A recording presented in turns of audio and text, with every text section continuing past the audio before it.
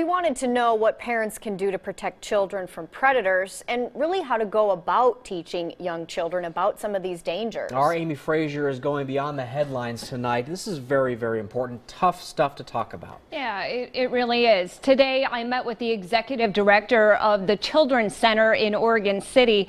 It's a nonprofit child abuse intervention center that helps families heal and holds abusers accountable. So they're going to be attracted to places where children are.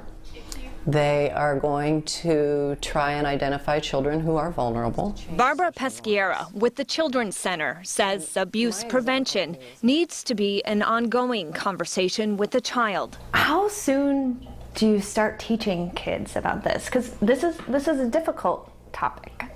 It's never too young to talk to your kids about keeping their bodies safe.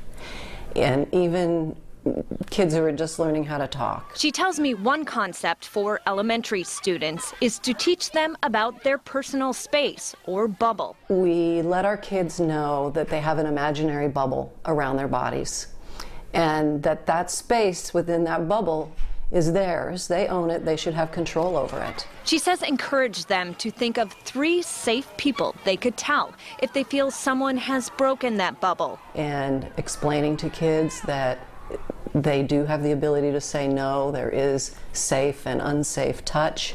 It basically follows where your bathing suit fits. Predators will put pressure on a child to keep abuse a secret. So Peschiera says encourage a no secrets policy. And so if they know that they don't have secrets at home, then when someone asks them to keep something a secret, it conflicts with their upbringing.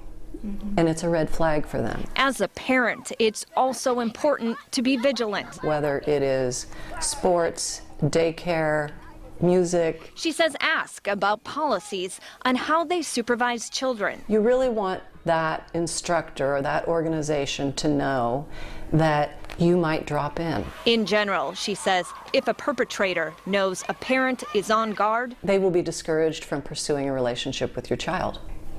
You're not making it easy. And do a gut check. If you think something just doesn't seem right, don't be afraid to reach out for help. So it's really important for adults to act.